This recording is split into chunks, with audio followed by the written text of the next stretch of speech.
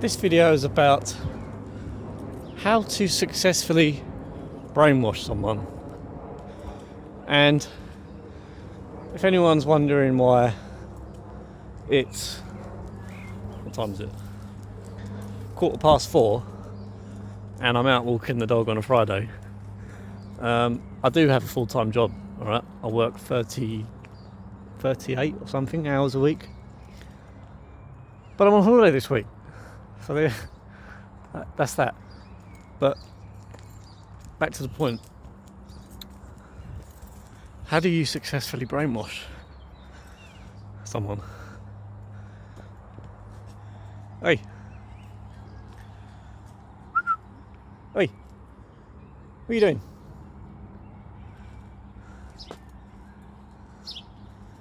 What are you doing? Come here.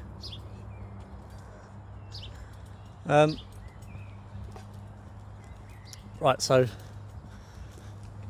what you have to do is you have to create a thesis and an antithesis. Okay, so what that means is you'll have one side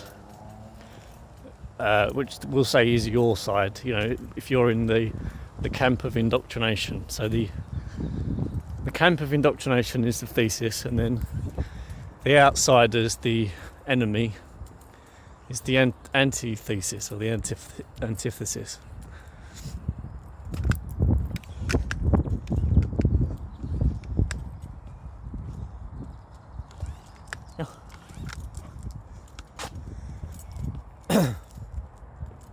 And then, oh god, so many fucking people about.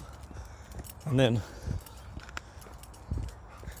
you say, oh, you guys are so much smarter because you can see the truth and you know not to be with those other ones out there.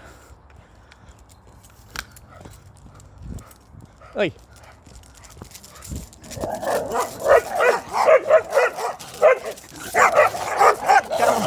Come on. Come on. Come on. Right. Little shitbag he is. Right.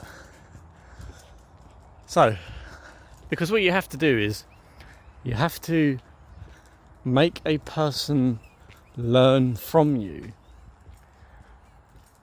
but you have to do it in a way where, and this is the key thing, a person who's brainwashed has to believe that they've arrived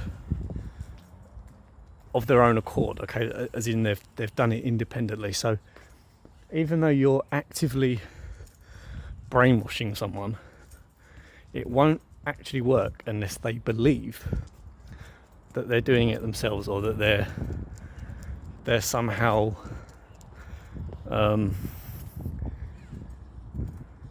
independent of the person brainwashing them. Because generally it's only very arrogant, narcissistic people that become brainwashed or are brainwashers. So generally they're not the type of people that will be servile unless you trick them into it by trying to establish a false group or a false image where, you know, ostensibly you're all one big happy family and all sharing in truth and all so smart and kind. But the real dynamic is that there's one guy or woman brainwashing everyone else. Because the person being brainwashed has to be exposed to new information.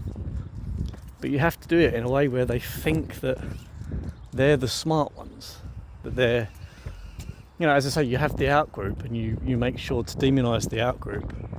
And you praise the people in your indoctrination camp for being smart enough not to go out there with them.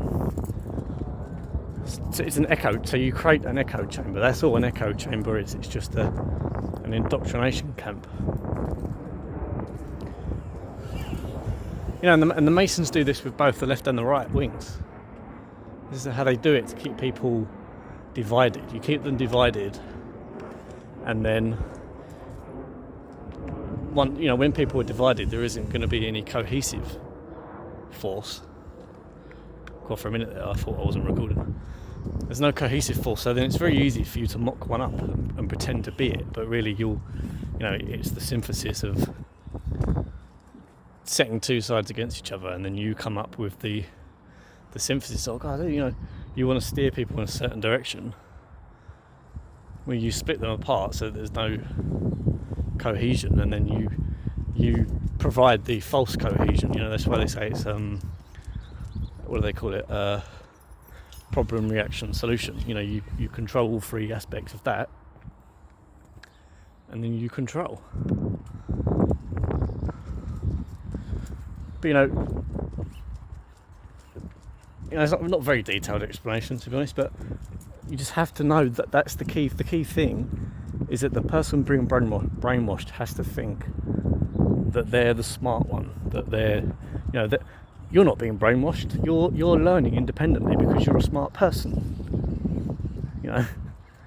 So that when the subject of brainwashing becomes separated from the handler, so to speak, the brainwashing will continue to reoccur. It will reinforce itself because the person will learn eventually to take the worldview or the perspective or the brainwashing, and they'll learn to just look at everything in the world in that way, so that the brainwashing has set in.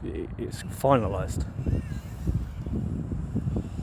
They'll never question it because the whole time they thought that they were the smart ones. I wasn't brainwashed. I was just looking for truth, and I happened to find this other guy sharing truth, and we all share the truth together. But really, it's just one person being brainwashed by another one. And that's all that the fraternity is. If you think about it, the fraternity in the shadows, and they probably all think that they're the truth and the way, because this is how delusions work. As I've said, all evil comes in the name of good. All evil comes in the name of God. All evil is deluded and thinks that it's doing the right thing.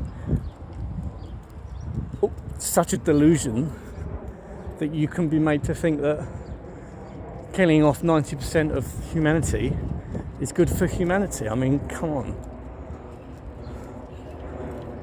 Where does that stop? Where does that fucking bus terminate? But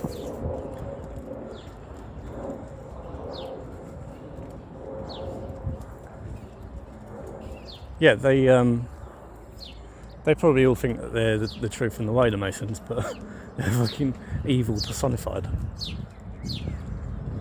And you'll never convince them because they're in the fraternity and they have such this matrix of lodges and belief system, and they've got history to back them up, because they just look at the history of atrocity in the world and it's like they're proud of it.